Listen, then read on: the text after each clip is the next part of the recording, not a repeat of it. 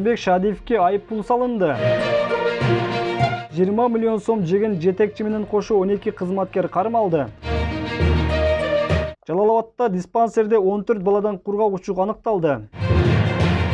Чүйдө туугандары менен урушкан кыз өз жанын кыйды. Абдылгазиев депутатка берген убадасын аткарбай койгон. Жалал-Абадта күйөөсүнө чөчкөн аял кызын муунткан. Обсервацияга жаткырылган келин, эшектер Москва көзүнөн өтүп жатат. 1 май райондук соту экс-депутат Аскарбек Шадиевди жазык кодексинин 323 беренесинин 1-бөлүгү менен күнөөлүү деп таап, 5 жылга эркинен ажыратты. Ошондой эле 2 жылга чейин мамлекеттик кызмат ордун ээлөө укугунан ажыратылып, 65 000 сом айыппул салынды. Мурдагы 1997 жылдын 1-октябрындагы кылмыш жаза кодексинин 59 беренесинин 4-бөлүгүнүн негизинде бир нече кылмыш жасаган үчүн жаза белгилөө негизинде Аскарбек Шадиевдин жалпы абакта жаза өтөө мөөнөтү 13 жыл болуп, мүлкү конфискацияланат. Эскерте кетсек, 2018 жылы апрель айында Аскарбек Шадиевке жогорку кеңештен $30 000 уурдалышы боюнча кылмыш иши козголгон. Ал Тажикстан аркылуу Россияга качып, андан ары АКШга качып кеткен. Транспорт жана жолдор министрлигинин 12 кызматкери кармалды. Бул тууралуу экономикалык кылмыштарга каршы мамлекеттик кызматы билдирди. Маалыматка ылайык, транспорт жана жолдор министрлигинин Бишкек-Ош жолу боюнча мамлекеттик дирекциясына караштуу бөлүмдөрдө масштабтуу коррупциялык схема аныкталып, дирекциянын жетекчиси жана Сосновка, Каракөл, Туннель бекеттеринин башчылары кармалды. Кармалгандар мамлекетке 20 миллион сом зыян келтирген. Неврологиялык диспансерде 14 баладан кургак учук аныкталды. Бул тууралуу кургак учукка каршы күрөшүү боюнча облустук борбордун директору Бурулкан Кыдырова тастыктады. Бурулкан Кыдырова балдардын даарыланып жаткандыгын, динамикасы жакшы экендигин белгиледи.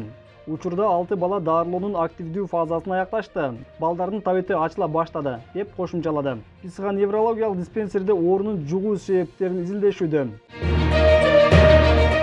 Чүй облусуна караштуу Токмок шаарында 15 жаштагы кыз ата-энеси менен уруша кетип, 9-кабаттан өзүн таштаган. Бул тууралуу маалыматта аталган облустун ички иштер башкармалыгы тастыктады. Маалыматка ылайык, окуя кечээ болгон. Маркум кыз 7-июнда ата-энеси менен уруша кетип, үйдөн качып кеткен. Атасы милицияга арыз менен кайрылган. Тергөө иштери жүрүүдө.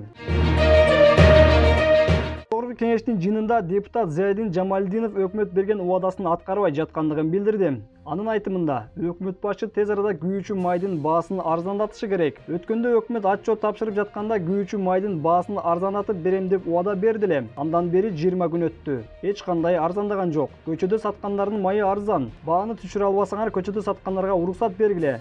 Элге арзан күйүүчү май керек, деди депутат. Жалал-Абад шаарынын тургуну 1 жашар кызын мукаачылык менен сабап видеого тарткан. Бул тууралуу облустун ички иштер башкармалыгынын маалымат кызматы билдирди. Маалыматка ылайык, 9-июнда аял мурунку күйөөсү менен телефон аркылуу урушуп кетип, кызын сабап, муунту баштаган. Аял баласын багууга атасы акча салбайт деди.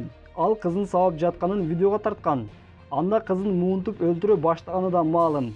Андан кийин ал тарткан видео сүрөттөрүн күйөөсүнө WhatsApp аркылуу жөнөткөн.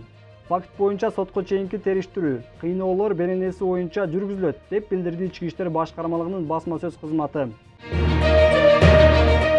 Россиянын Москва шаарынан келген кыргызстандыктардын бири обсервациянын кызматкерлерине Бишкектин аба ырайына нааразы болуп, Москва көзүнөн учуп жаткандыгын билдирди. Бул тууралуу видеону окурманыбыз Факт.kg маалымат порталына жөнөткөн. Белгилей кетсек, Москвада калып калган мекендештерибиз көптөгөн кыйынчылыктар менен Бишкекке келишкен. Вот здесь мы остановились. Как-то чемодандарды алып келип туруп, могу жерге бүт баарын үйүп таштап коюптур эшектер. Ар ким өзү барып эптеп сүйрөп келип атат. Чаң. Ужас. Тоже мне, блин, Кыргызстан. Москва көзүмөн өтүп атат эми.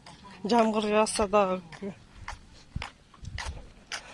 какшып бир көк чөп жок го. Күндүн ысыгын